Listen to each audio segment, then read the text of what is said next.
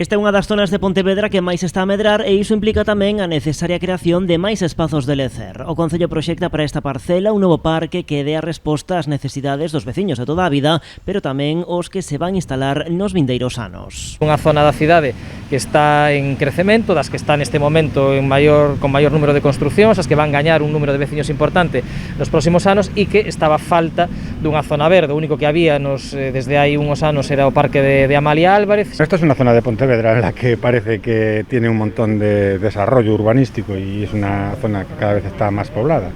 Y esto que hace el ayuntamiento, pues es una manera de darle más una dinamización a esta zona. O proxecto supera un investimento de 50.000 euros. Que se van a destinar fundamentalmente a crear un paseo longitudinal desde Joaquín Costa en paralelo a Joaquín Costa hacia 12 de novembro, en instalar mobiliario urbano, mesas, cadeiras ao longo de todo o parque. Na zona da Palmeira un banco de obra, un banco que vai ocupar unha parte do perímetro desa palmeira. Ademais, contémplase a restauración da histórica fonte, sistema de rego e reforzo da iluminación. O goberno local conta con que as obras poidan arrancar na primavera cun prazo de 2 meses. Este proxecto únese a outras dúas grandes actuacións na zona, a pasarela de 12 de novembro e as melloras no parque de Amalia Álvarez. A nova pasarela en 12 de novembro, que para que, como saben, pois o Goberno Municipal e a Diputación Provincial de Pontevedra teñen xa asinado un convenio polo cal a Diputación